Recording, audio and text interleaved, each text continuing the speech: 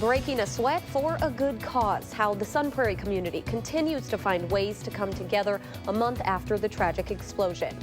And families supporting families. How a Madison group is raising money to find legal assistance for immigrant families and children facing deportation and separation. When you think retirement, you might think relaxation, but some are changing it up. We have a local man's story starting a new business venture while in retirement.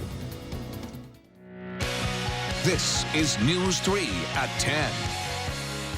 It's been just over a month since the explosion in Sun Prairie that leveled buildings and killed a volunteer firefighter. But every day, the community is still making an effort to get stronger. Our Madeline O'Neill tells us how. Amanda, about a month ago, thousands gathered at Sun Prairie High School to honor volunteer firefighter Corey Barr. Today, about 100 people, including his wife, were back at the school, this time working to heal in a different way. It's what's keeping me going. Since the death of her husband, Corey Barr, Abby Barr has been pushing herself forward. That's one of the things that I felt I needed to do right away to try and keep up with my health, keep up with my sanity. Corey had his family of firefighters.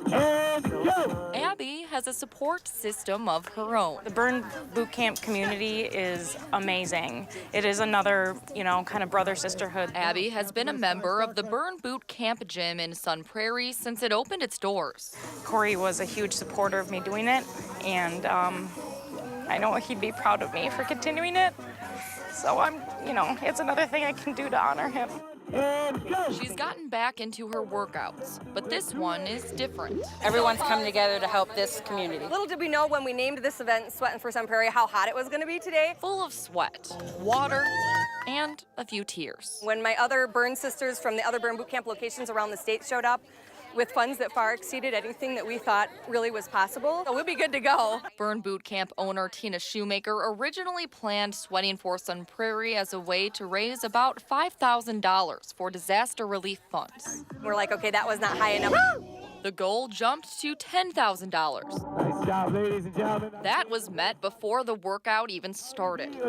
As Burn Boot Camp members from locations as far away as La Crosse showed up to sweat. And to give back. To continue to see it still is just really awe-inspiring. We saved the best for last. The finisher is where we finish stronger than we started every day. A way to become stronger together. I can feel myself getting stronger, and for that, it's just a great feeling. Getting stronger every day. The burn boot camps of the greater Madison area don't know exactly how much they raised yet, but the guess is about $15,000. That's $5,000 more than their goal this morning. Thank you, Madeline. And that event cost $25 with all proceeds going to the Sun Prairie Disaster Relief Fund. The Burn Boot Camp is also collecting donations for Sunshine Place, an organization helping families affected by the explosion get back on their feet. All right, it's time to check in with Chief Meteorologist Gary Canolti. Hi, Gary. Hi, Amanda. Pretty nice day today if you like summer weather. Temperatures were in the mid-80s. We had lots of sunshine, and the humidity levels weren't too bad, although they're starting to creep up a little bit. On Weather Track, other than a couple of showers south of the Wisconsin-Illinois state line, it has been pretty much dry across most of the upper Midwest, not seeing any rain at all on Doppler Track right now. Low temperatures this morning started out pretty mild in the upper 50s to the middle 60s. Monroe didn't drop below 70 degrees this morning. And high temperatures today were at 88 here in Madison. Milwaukee was at 84, but to the northwest it was even warmer. Camp Douglas hit 90, La Crosse 92, and Black River Falls at 93.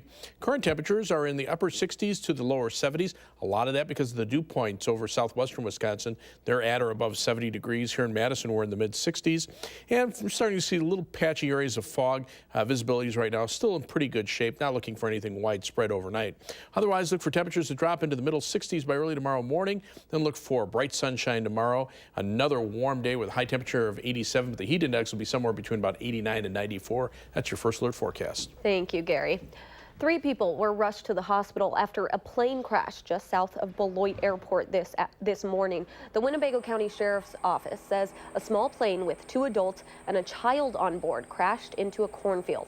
Authorities say the plane took off from the Beloit Airport heading to the Wisconsin Dells. The pilot and the child were treated at the hospital and released, while the other adult passenger is still in the hospital with non-life-threatening injuries.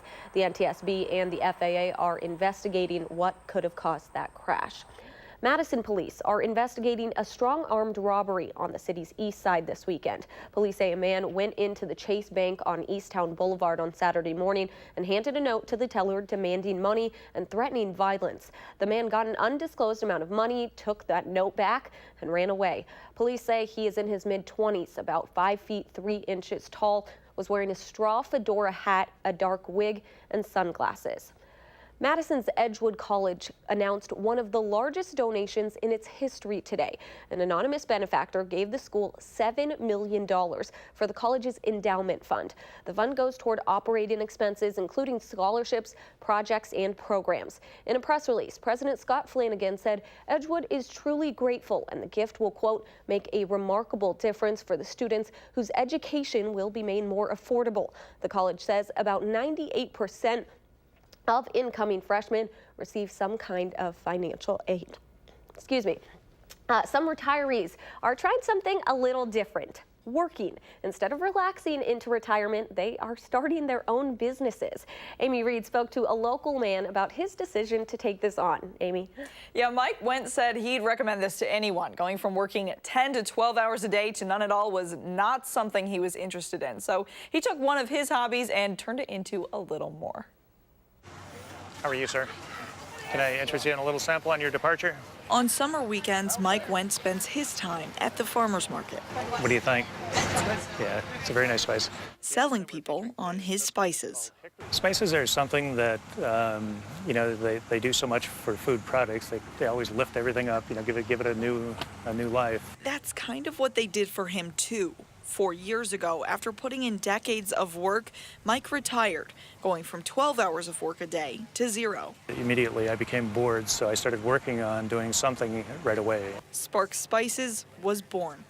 Mike's story isn't uncommon. According to the Bureau of Labor Statistics, people of retirement age have much higher rates of self-employment than younger age groups, more than 16% for 65 and over versus 4% in 25 to 34-year-olds. I like it on eggs in the morning. You get that little bit of heat. It's not a trend that spilled into the Monona market, where Spark Spices sets up shop.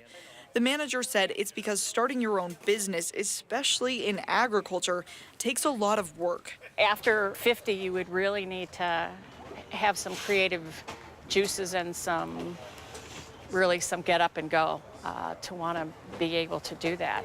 Are you a Bloody Mary drinker, sir? Oh, yeah. Here, let me give you a little sample. But for Mike, the work is worth it. He said it doesn't just keep his mind active, but it keeps him socializing with the shoppers.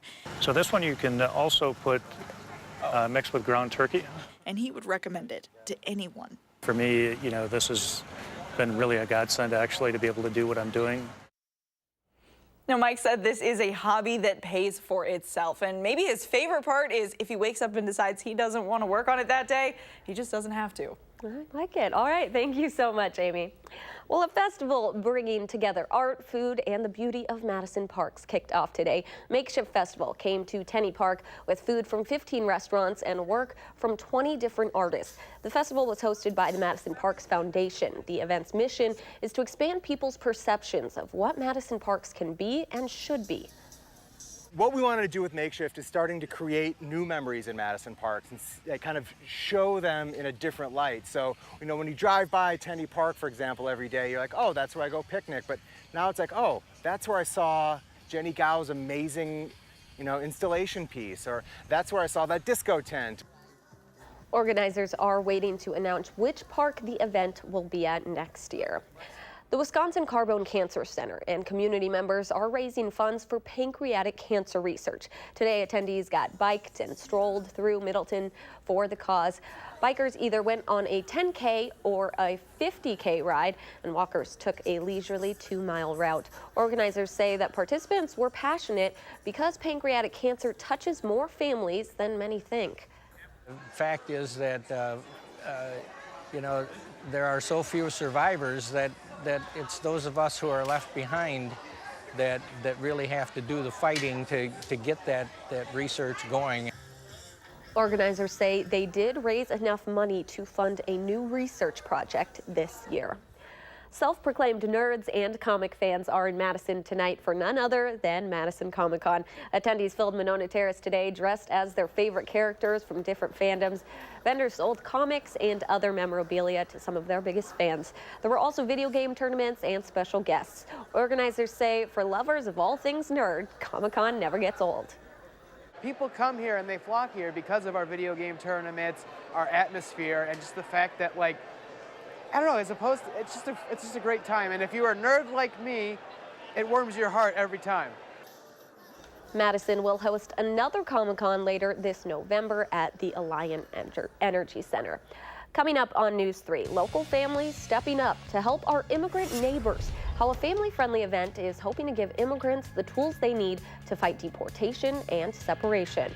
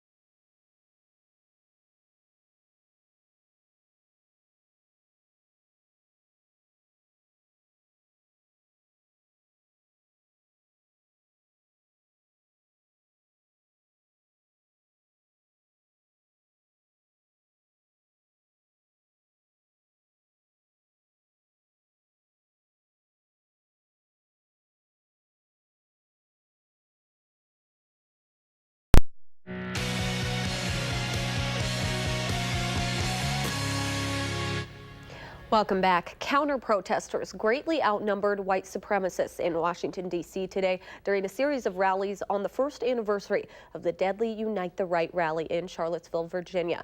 Tony Dokupul has the latest from New York. Police escorted a group of white supremacists through a much larger crowd of counter-protesters ahead of the planned Unite the Right rally in Washington, D.C. The white nationalists gathered in Lafayette Square, just across the street from the White House. We're here for the First Amendment, freedom of speech. Violence or oppression. Activist Jason Kessler organized today's demonstration and the event in Charlottesville, Virginia 1 year ago that led to the death of counter-protester Heather Heyer.